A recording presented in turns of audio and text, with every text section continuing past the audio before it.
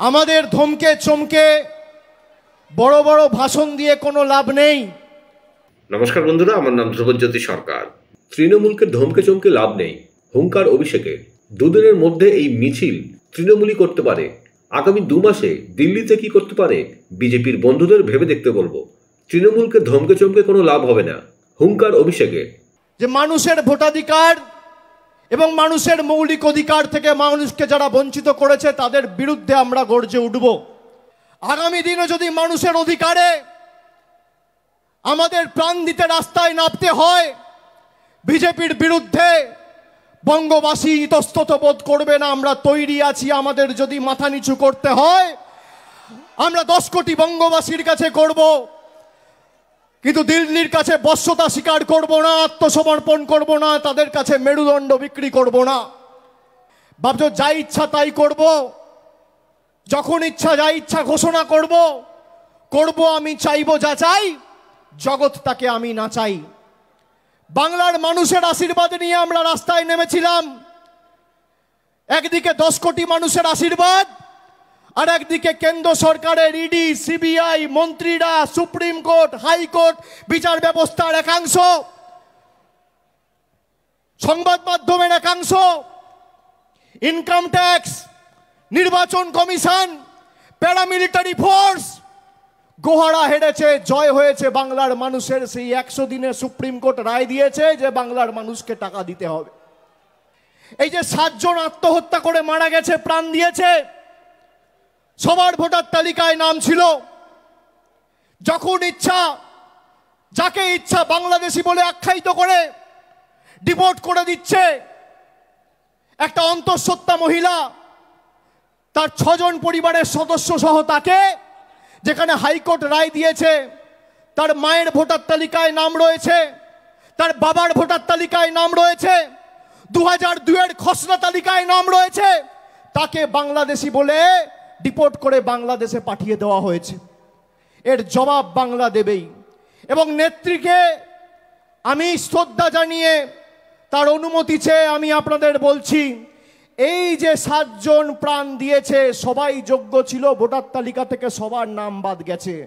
আগামী দিন তৃণমূল কংগ্রেস দিল্লি যাবে এবং এসআইআর এর প্রতিবাদে বাংলার ক্ষমতা কি সারা ভারতবর্ষকে দেখাবে।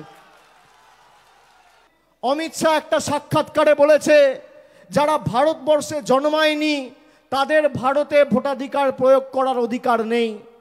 আমি অমিত শাহকে জিজ্ঞেস করতে চাই, আপনি যদি দম থাকে তাহলে আপনি প্রকাশ্যে এসে বলুন যে আপনি বলতে চেয়েছেন লালকৃষ্ণ আদবানি ভোট দিতে পারবে না।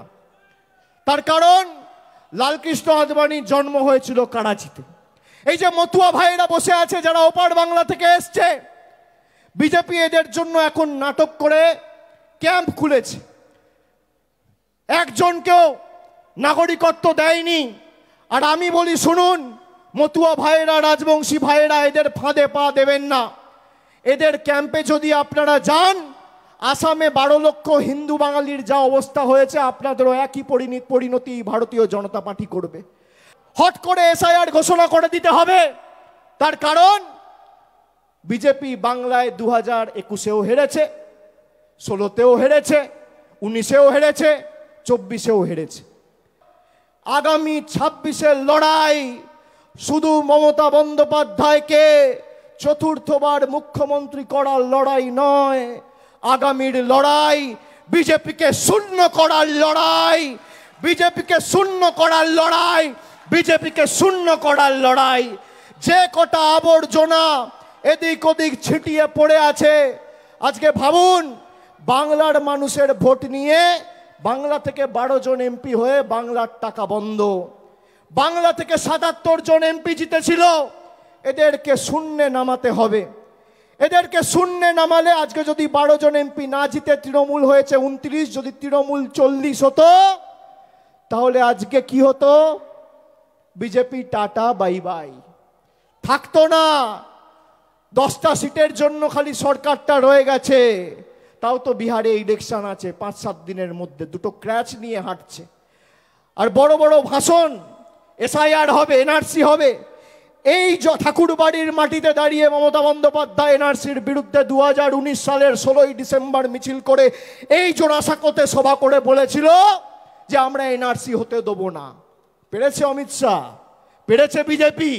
আর আমি আবার বলছি, তোমরা চক্রান্ত করে জোর জবরদস্তি এসআইআর চাপাতে চাইছো। তৃণমূল মানুষের ক্ষমতা নিয়ে প্রতিবাদ প্রতিরোধ কাকে বলে আগামী 2 মাসের মধ্যে দিল্লিতে দেখাবে, তৈরি থাকো। আগামী দিন 10 কোটি বঙ্গবাসীর জয় হবে। তাই চতুর্থবার শুধুমাত্র মমতা বন্দ্যোপাধ্যায়কে বাংলার মুখ্যমন্ত্রী করলেই আমাদের হবে না। যারা বাংলার মানুষকে পদে পদে লাঞ্ছিত, বঞ্চিত, নিপীড়িত, শোষিত, অত্যাচারিত, অবহেলিত বাংলাদেশি বলে আখ্যায়িত করে দাগিয়ে দিয়েছে, সেই বাংলা বিরোধীদের সবকটাকে ছেটিয়ে বঙ্গোপসাগরে ভাসান দিয়ে আবর্জনাগুলোকে তাড়িয়ে বাংলাকে বাংলা বিরোধী বিজেপি থেকে মুক্তি দিতে হবে। বন্ধুরা, ভিডিওটি ভালো লাগলে দয়া করে লাইক শেয়ার করে দেবেন, আমাদের পেজটা ফলো করে নেবেন, আর আপনার মতামত কমেন্ট করে অবশ্যই জানান। ধন্যবাদ।